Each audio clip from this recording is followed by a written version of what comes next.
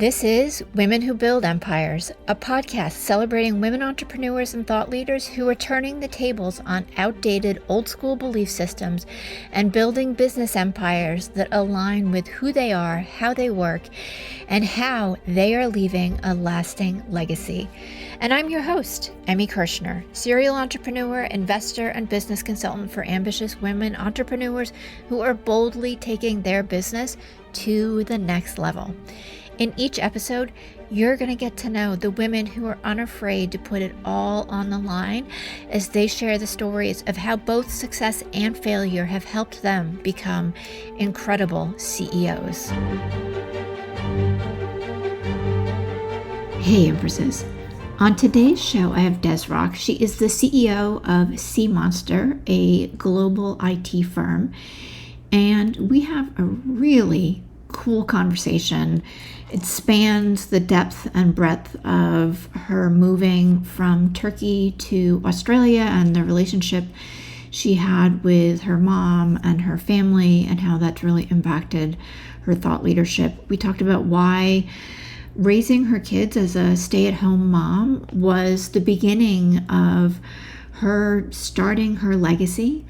We also talked about how she moves through fear and why she sees fear just as a limiting place to essentially move through, bust through. And we also, of course, talked about what she's doing with SIEMonster and what it's like to be a woman in IT. I hope you enjoy this episode as much as I did. As I want to welcome you to the podcast. We've been chatting for, 10 minutes, almost 15 minutes. And I finally hit record because otherwise we were going to have a whole podcast and not have it recorded.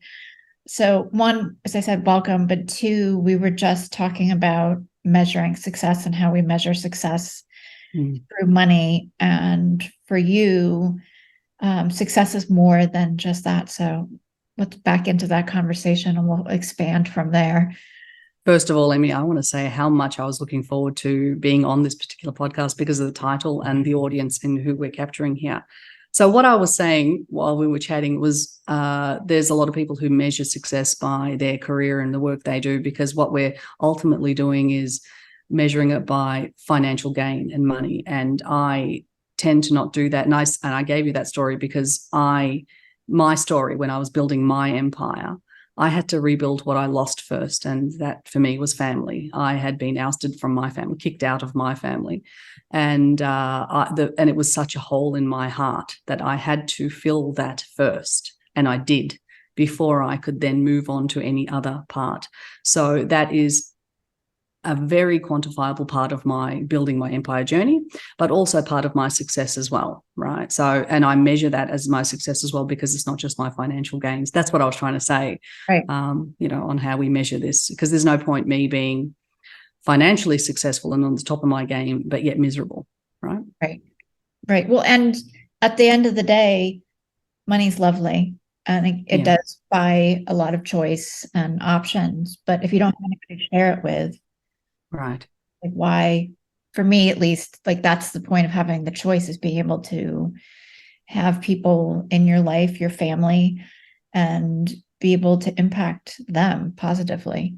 So I'm going to harp back on your title of your podcast. You talk about building empires. And I think when I thought about this, I thought, what is the empire? Is the empire the business you're building, or is the empire the legacy you're leaving? Right.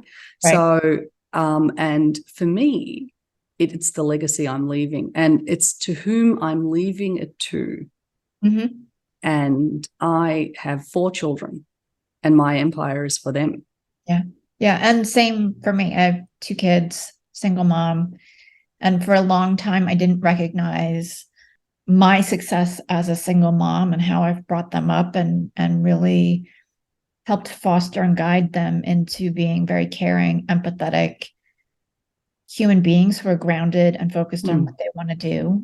And it's about leaving the legacy for me as well. So that's part of why I love playing with the empire, because it's not just the business. It could be any number of things, but what are you leaving behind? Right. And no one can judge our character better than our children, by the way. Like when they're giving our eulogy, Yeah. They're either going to stand up and lie, Right. right? Or they're going to tell it as it is. And I want to live my life in a fashion where they never have to lie, right? Yeah. Mine will have some epic tale to share. So, I do want to back up a little bit though, and let's talk about, your childhood, and because you've had a very interesting life and you've lived in a lot of different places. Correct. So my English, yeah, that's right. My English is coming to you with an Australian accent, although I was not born in Australia. I was actually born in Turkey on the coast of the Black Sea. I am by ethnicity Caucasian because I come from the Caucasus Mountain region, right? So although in America we use it interchangeably for white, that's actually, the term Caucasian actually means a region, a geographical region. So I'm actually from there. Now, so we immigrated to Australia when I was a baby, and so I was raised there. So my story definitely starts with being an immigrant family, first generation, and the trials and tribulations that put on me, and that certainly made impacts on me as well. As I touched on before, I had family issues. So the very family that brought me over. But by the way, I lost my parents quite early. Like I lost my mother when I was 24, and my father died also when I was younger too. So I was orphaned as an adult, I guess, quite young on. So I had to be on my feet. My family, when I say my family, my siblings ousted me completely out of the family for who I married. That was devastating because we were a nuclear family, an immigrant nuclear family in a country where it was just us. By the way, I have like 76 first cousins. Wow. Right. So I have a large extensive family, exactly. But in Australia, it was just a very nuclear family. So to even lose that was absolutely devastating for me, and very much part of the story, my origin story, all of that. The immigration, what it was like growing up as an immigrant, what it was like losing that only family that you had, all galvanized me to the woman I am today. Yeah, I can only imagine, particularly losing your parents at that age. Like it's hard regardless of age, but to be in that like a young adult phase of your life and to lose people that have been guiding you and mentoring and raising you right as you're kind of taking off, I can't. Yes. Just when I needed her, she left. Yeah. And why move from Turkey to Australia? That's, it was only when I recently went back, because I went back to Turkey to reclaim my cultural identity, which I had hidden. That's another part there. I had hidden quite successfully to my own demise, and only started to flourish once I incorporated all of that back and put my soul back together and said, no, what I thought was a weakness turns out to be my absolute strength, right? Which is always the way, right? Like what the differences in your life, the parts of your life where you think, well, no one really, that's not, because we measure it against everybody else. And we certainly measure it in the Western world with a certain standard. So I did my absolute best to meet that Western standard to my best ability, and then realized it was actually all of my differences, every single part of my differences that made me unique, that made me who I was, that allowed me to think outside the box. So what moved our family was my mother. I actually thought for a long time it was my dad, but it was actually my mother who gave birth to a daughter after several sons and said no. So at her age, with 4 children, not knowing the language, moved. And I cannot fathom the courage it took to do that. This wasn't a refugee situation. It wasn't anything else other than a future. She was thinking of the future of her children. Yeah. And what did she want to be able to give you in Australia that couldn't be found in Turkey? Ostensibly, well, I think she left because she was a woman in a patriarchal society, in a very small, in a town where we were, right. And she had some very overbearing in-laws as well, from what I've learned now. And she was a very strong, formidable woman. We generally, women from the Black Sea region generally are very strong, formidable women. That's a very known fact. So she obviously wanted to swim in bigger waters, right? Without the baggage of societal expectations on her. Mm. And in doing so, she gave me that ultimate gift that I could do the same. Yeah. Which is really cool. Yeah. It takes a lot of intentionality and forethought of one, I think for herself, like I want to be able to experience something different, but I want to be able to give my kids and my daughter this gift. It was only after she died that I actually found a letter from her. I wish my mother had spoken to me in the way which wrote in the letter. She wrote this passionate letter to me, to her daughter, with all of her intentions. And it was so deeply moving, and it outlined everything, all her desires and her wishes for me. Yeah, so that's when I really, really understood the sacrifice she had done. Yeah, that's incredible. I want to fast forward a little bit too, because before we hit record and we were starting to talk about leaving a legacy, you had said for you, having been kind of kicked out of your original family, rebuilding and starting a family had to come first for you before you could start. Absolutely. Why is that? And just share kind of your progression and what's happened for you. I think innately I am very family. I am duty bound and very family orientated. I take my role and my responsibility incredibly seriously, and so my duty within my community and within my family as well. And I've always been ready to, present. But I was, like I said, I'd lost everything. So I was on my own and rudderless, out at sea, lost. I had to, it was instinctual. It was instinctual to want to build what I had lost. That's a very instinctual thing, right? And women, we are creators. If nothing else, we can create from nothing, right? We can create families from nothing. We can create, that is the magic of women, right? We can do this, right? Yeah. So the very first thing I did was exactly that.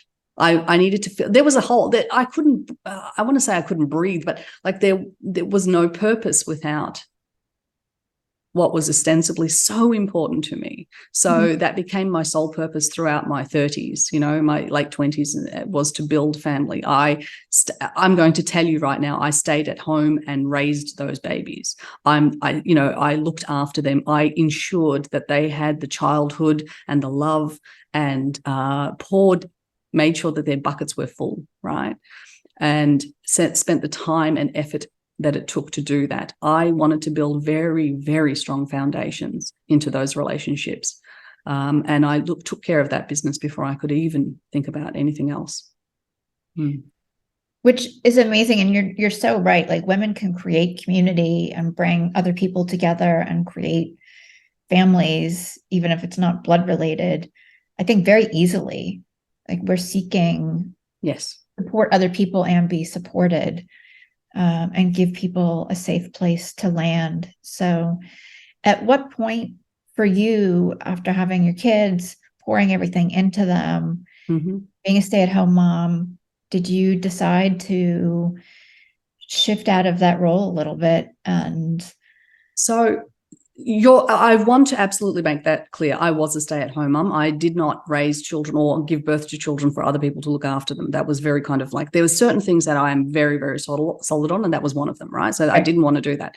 However, at the same time, I never stayed stagnant as well. So I started doing all sorts of things. I ran a philosophy club.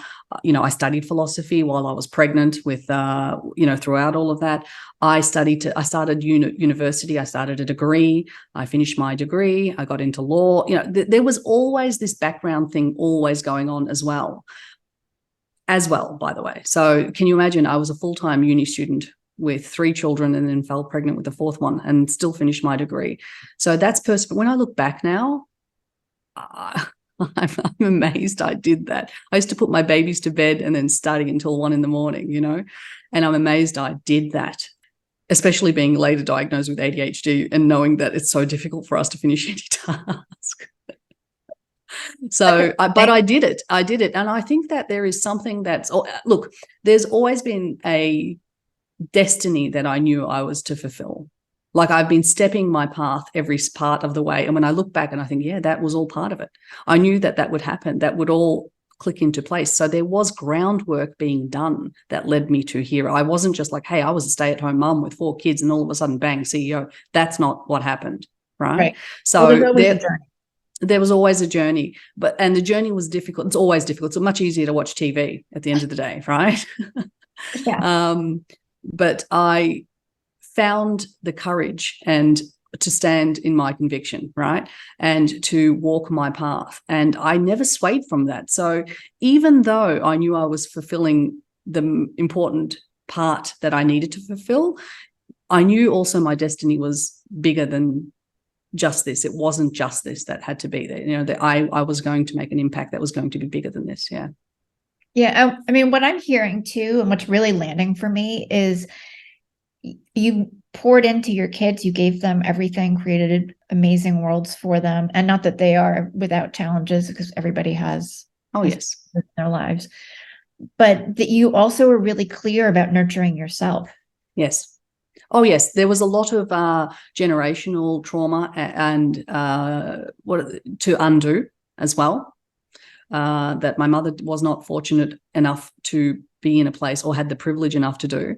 So that both opportunity and responsibility landed on my shoulders. That was also that also happened too. I was adamant at not passing that on. The generational trauma stopped with me, right? Yeah. Yeah. Was there particular work you had to do to let that go, or was it more okay?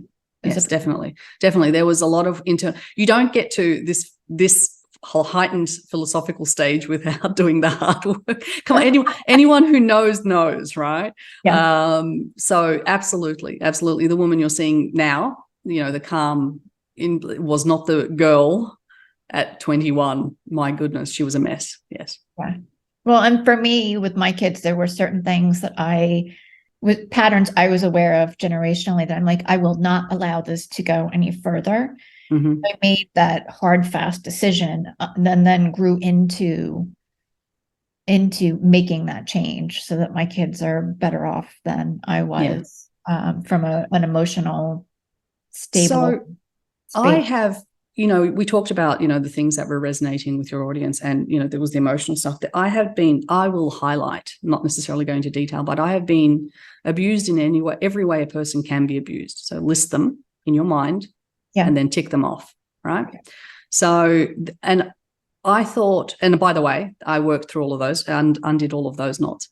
However, what was the most debilitating part that took me the longest to undo, that I didn't realize was even there, that's how deeply it was buried, was my identity.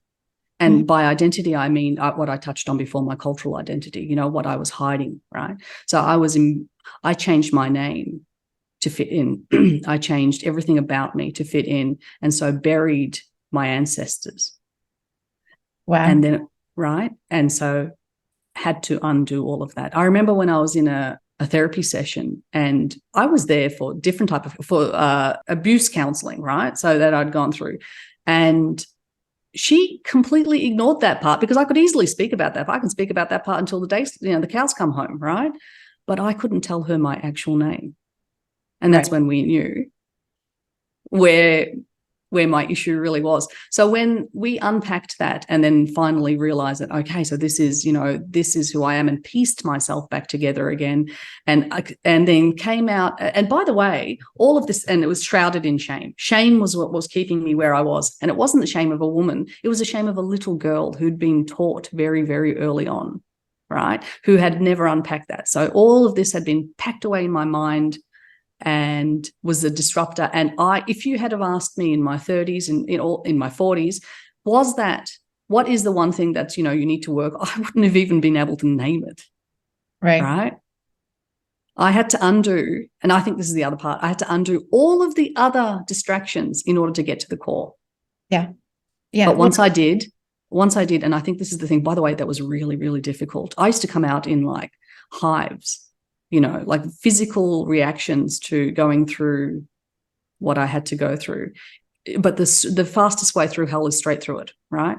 So I persevered and came out the other side. And I cannot tell you, like, I don't wish that experience on anybody, but the relief the enlightenment, and how light my shoulders feel now.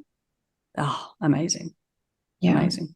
Yeah. And I so align with that because I've had similar experiences, and I can talk through a lot of different things that have happened to me very easily. And it's the thing that you can't talk about that seems really small, that's something. And I know from my experience too, like, oh, that's what I have to unpack. That's right. That little thing that seems so insignificant. But that's where the next layer is. And I suppose that comes down to what I now understand is my, when we talk about leadership and, like, what is it how do you define your leadership? And I tell everybody, listen, you can read as many books, you can listen to as many thought leaders and all that. And that is fantastic, by the way, do that.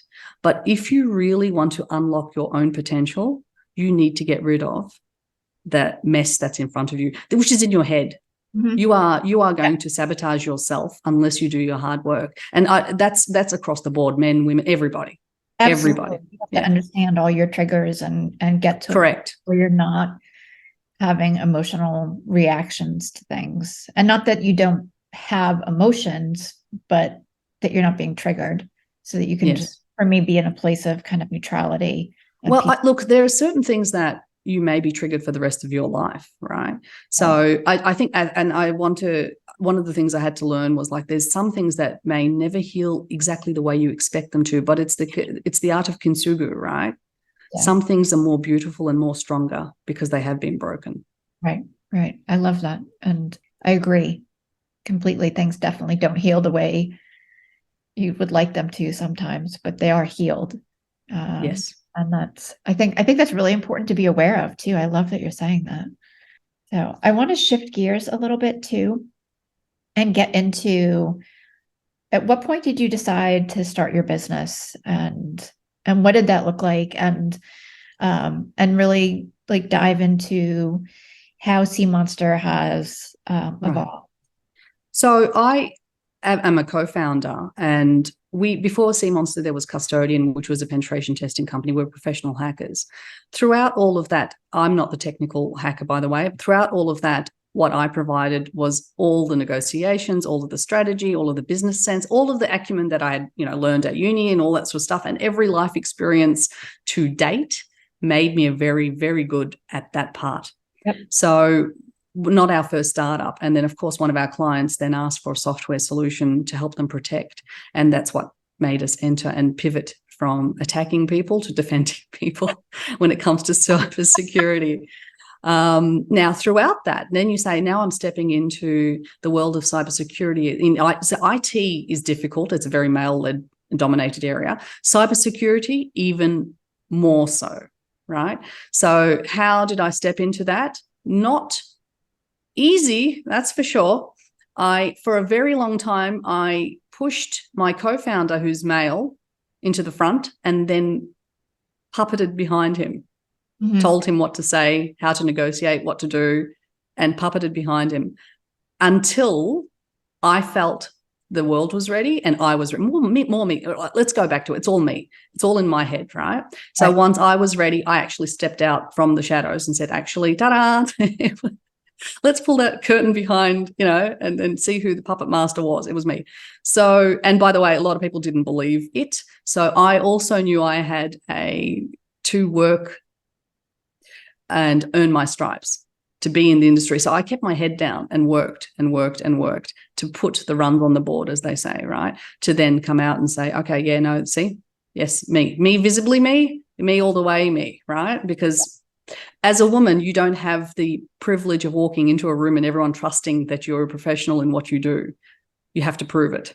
Right. Over and over and over again. Yeah. And so that's one of the things I say to people is, like, if I'm walking into the room and telling you I'm a founder and a startup, or, a cybersecurity startup, you can automatically assume, because I flip the script all the time now, you can automatically assume that I'm better than anybody else who's done it because I had to be. I'm held to a higher standard.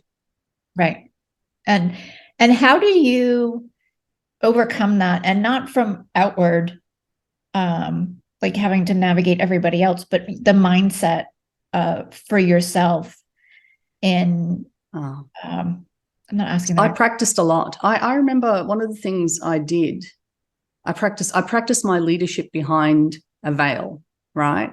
That's one of the things I did. And I know that, look, there's a lot of women, and I understand this, a lot of our cohort is breaking glass ceilings from the bottom up. My strategy, and this might be an ADHD thing, was like I didn't have the patience for that. I wanted to go straight to the top and then break it with a big rock from the top down, right? Yeah. So I did not. For me, the destination was more important, not how I got there, right? So I did not climb the ladder in the traditional way, right? I literally used all advantages to me, and I'm telling you how. I used the male counterpart to speak on my behalf. Right. I did that tactically, right? And I'm sure I'm not the only one. I just don't think that we're speaking enough about this, that there are women negotiating behind men, so advising and negotiating in order for them to go in and to do it, because we all know that they're going to hear it much easier from the straight white guy who walks in the door, right? So, eventually, so for us, eventually what happened is SIEMonster grew and grew and grew to the point where my co-founder said, I can't actually do this anymore because I need to do one part. You need to step in. And that's what happened. And so I said, I need to step in. And then so you're asking is like, how did I see the fear? And there really was fear, because it's so comfortable. Found my little rut, doing it from behind the scenes. And how do I move from that rut to center stage? And I think the work I had done, or everything I'd mentioned up until now, is what helped me do that. I realized that I was the one holding myself back now. And worked through that. And again, it's a muscle, it's like any other muscle. If you've never used it, you're always going to feel weak. You're always going to feel like, we call that imposter syndrome. But for me, imposter syndrome is just a muscle is so underused. Or, it's, if you're feeling like you don't belong here, or I'm going to be found out, I'm going to be found, that's just not enough practice, not enough, not enough days in the sun, right? To actually because once you actually think, I've been here for long enough. I turn up every day. I do the work every day. Now, all of a sudden, that muscle is getting stronger and stronger and stronger. And that voice, which we call, the one where we're, what was the word I just used? Imposter syndrome, starts to fade away, because you're turning up. And by the way, if you're feeling imposter syndrome, turn up and do the work anyway. Imposter syndrome is just, you can synonymize that with fear. We feel it and we do it anyway. Exactly. And the more you do it a little bit every day. That's right. It's like going to the gym, right? Like you start with 10 pounds or whatever, and the next thing you know, you're doing 30 pounds or 100 pounds, or whatever the progression is. Correct. And I read something somewhere, and I actually have it written up now on my bathroom wall. And the fear you don't face becomes your boundary. Right. Right. Do you want that to be where you stop? Is that your boundary? Ask yourself that question. Yeah. Right. And to me, it was like I was way too driven to say, hell no. There's more in the tank here. Right. So I didn't mean, by the way, the fear stopped. I've never not felt fear. I just did it anyway. Right. So if you're waiting to stop feeling afraid or feeling like an imposter, that's not going to go away. The difference is the women who are doing, and I've asked this for many, many successful women, what do you do with this? And they say, I feel it. Of course I feel it, but I turn up anyway and keep doing it. Yeah. And eventually, at least for me, one, there's layers of the fear. So you get comfortable doing whatever it is you're doing and feeling really uncomfortable with that, but it gets easier. And then there's another level of the same thing, and you have to continue moving forward until it, I think, gets smaller, but there's different aspects of it as well. Right. Well, I joke with my girlfriends and say, have the confidence of a mediocre white man. Right. My God, that's awesome. Yes. Right. Yeah. Because they don't ever have to prove themselves as fat, what internally in your head you're holding yourself up to. Have that confidence. Right. Right. Well, and realize that the game is being played by mediocre people. Right. Yeah. Yeah. And I think for those of us who are striving for extreme excellence, if we just strive for mediocrity and keep going, we'll get to the excessive excellence as well. Right. right? Like just keep going and do it. Keep going. Yes, exactly right. So I think that, like I said, there's any minority knows that they have to be pushed to. Anyone who's not on the top of the pecking order in the patriarchy, let's say, knows that they have to work twice as hard to be considered half as much. This is a known, documented fact. Right. Right. So don't allow the fact that you're not good enough, that's what you're saying ostensibly, to stop you. Keep at it. Look, and I say this to every time I watch a bad movie or read a bad book or whatever, I think that was so terrible. I don't think, oh my God, I think, wow, that's super inspiring. Because if this person can get published, there is room for me too. Exactly. Right? Or if this person can make a movie out of this crappy story, my goodness. Wow. Yeah. Then I can do something as well. There's space for me. Absolutely, there's space for me. So flip the script. And I think that's the other thing that I suppose successful people do is they continually flip the script. They turn the negative into the positive. Yeah. Yeah. And I think as you're moving through the fear and the imposter syndrome, also there's a space to really expand what your vision is and what's possible for you. I think a lot of people are playing way too small. If I can just get definitely. Well, I think that, I think the other thing is that you've got to be really honest about what it is you want. Ask yourself the difficult questions. What is it you want? And what does that look like? How do you think you're going to get there? Do you really want it, or do you want someone to give it to you? Right. Oh my God, they're very, very pertinent questions, right? That's going to allow you to formulate the pathway to get there. If you're waiting for someone to give it to you, good luck. Right. You have to take it. Yes. Yeah. I'm curious too, because you mentioned the ADHD. How has that played into you growing as a business owner, female founder, and how do you use it to your advantage? I think, for starters, after diagnosis, my life made a lot more sense, right? And I know I'm not the only one late in life being diagnosed with this.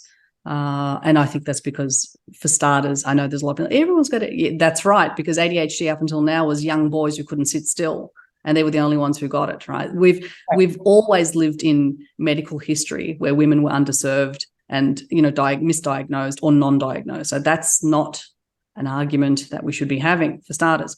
So how's it served me? The ability, what it is ADHD is a modern phenomenon for people who are not soldiers or workers, right? So our mind thinks out, I know it's a dopamine deficiency, but what it allows us to do is to think constantly and fast. And solution, we're always, so in the old days, we may have been the tribal warriors, to be able to think fast on our feet, to be able to protect, to be able to do all of this stuff, to be able to problem solve, to be all of this, all neurodiversities, by the way, bring skill sets to it that we see as a problem now because we're trying to fit them into the society we live in, rather than enhancing and ingratiating them to allow them to thrive, because that's exactly what we need. If we understood that, would be unlocking that potential as well. So for me, you will find that most CEOs, by the way, especially in tech. In tech, there's a lot of neurodiversity, period. Most CEOs, I can't think of, like, you think of the most famous ones, we're all part of the same group, because the skill set also brings with it the ability to handle all fronts, all fires, all at once. Whereas neurotypical people will be overwhelmed, we thrive. So it's very, very good for us. Also, don't forget, by the time you become a CEO, you have a support group under you, so they will follow through on every decision and everything you need to do. So all of the legwork that trips me up, I'm now offloading off to people to say, hey, you need to do this, you need to do that. And then I'm just the thinker, right? I just problem solve, and then move on and strategize. Right. Yeah. Yeah. And I agree with you. My older son, I never had him tested, but definitely has ADD or ADHD and high IQ. And my younger guy has auditory, visual, and sensory processing disorders and runs a little bit on Asperger's. And I never categorized either one of them, because there were incredible skill sets that both of them brought that were very different than the average human. And it's allowed them to find the things that they want to do in life and make those decisions based on I'm great at this and I'm less good at this, and this is how I can create the thing that I want to do. Well, every disruptor in history, from Leonardo to Einstein to everybody, right? Even Elon, right? But yeah, he's a different kettle of fish. But even him, every disruptor I will argue, have all been neurodiverse. Oh, I would agree. Do you know what I'm saying? Like, change comes from neurodiverse people. Period. Right. So we're the ones who then introduce something that's unthought of, and we follow a passion through because we hyper focus, and the hyper focus allows us to go dive deep into these subjects, the skills that we bring. So this is a known fact, and yet we are still treating neurodiversity. I mean, we're labeling it, we're categorizing it, we're creating a whole identity around it that isn't necessary, that then creates boundaries and limitations that doesn't, for me at least, doesn't take the attributes and the great parts of any of the different pieces or different ways or expressions and really celebrates that. Like, there was an autistic woman who studied I think I've forgotten Temple Grandin. Correct. Yeah. Right. And the breakthroughs she's done, right? Right. And no one else would have done it. Right. Yeah. She was so unique. And so I'm so glad you remembered her name. But my point is that because we know, like I say, I point that out because we know she's diagnosed and we know she did breakthroughs. But what I'm saying is, historically, I will argue that every other one would have been diagnosed in today's society as well. Right. So, and I think that we need to the reason why I have ADHD on my Twitter is not necessarily because it's not my personality, right? I don't want to make a diagnosis my personality, but I do it because I have children with neurodiversity too, and I don't ever want them to be living in shame because of it. So in order to do that, again, this goes back to the empire I'm building, right? In order to do that, I am a role model first and foremost for them. In order to do that, I will always be the role model of neurodiversity as well. So this is what it can also look like. We need more of it. And that's why I put it there publicly, because for that reason. Yeah. Yeah. Well, and I'm so glad that you are, and that's in different ways similar to how I've raised my kids. And how I've wanted to role model for them as well, because I definitely have always done things out of the box. I've reinvented myself more times than I can count. And it's fitting into what is important for me and being able to leave that legacy, as we were talking about at the beginning of the episode here, that I want them to know that they can do whatever they want. And that there is no boundary for them or for anybody that they can't break through if they want it.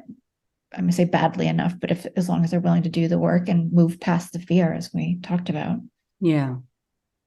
I am on that topic. I am now reassessing my expectations of my children as well, because I'm so success driven, I have to change that scope and say that because I am doesn't mean they have to be. Right. What I tell them is that who they are is enough.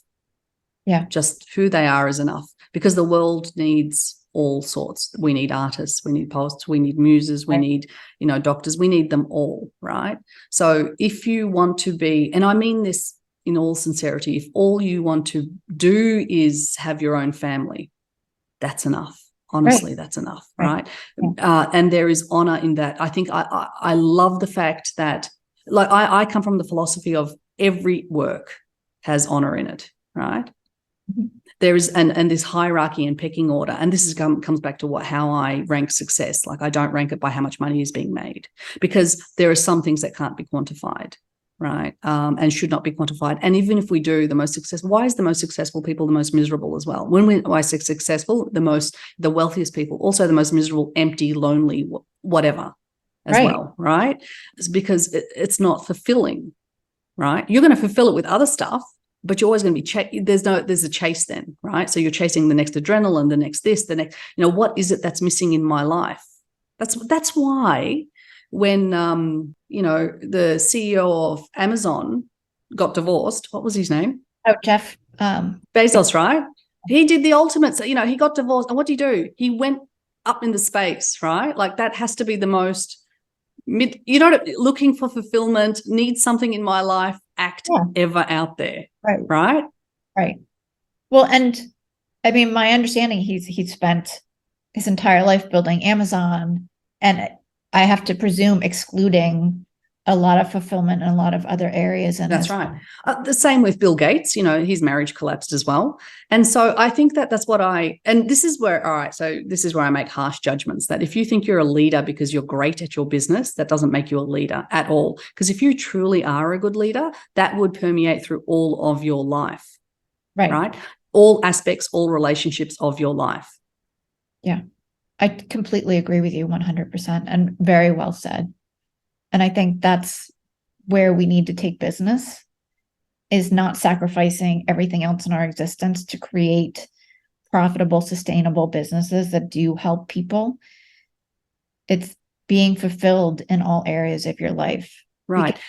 And on that, if you're asking your staff to work 8 hours a day, 10 hours, whatever, how many hours a day with you to help you grow your business, you're asking them to take 8 hours away from their family, away from because at the end of the day, it won't go back to the eulogy analogy, right? They won't be talking about, and his boss was great, or her boss.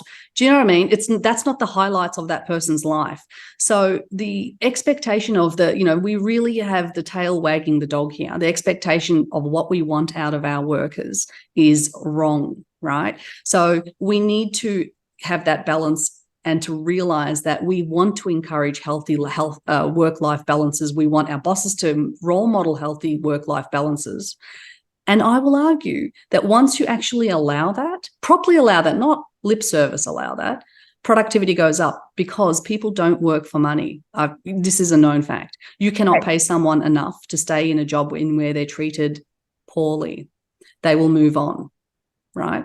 Yeah. So it's financial reward is not the key, even though people think money is it. It's not. People will stay where they're feeling valued, where they're feeling like part of the team, where they know they're making a difference. You're asking them to spend a lot of their life helping you build your empire, you build your job. And in my opinion, leadership doesn't come from just telling people what to do or making decisions. Proper leadership comes from caring about the people you lead. Yes, absolutely.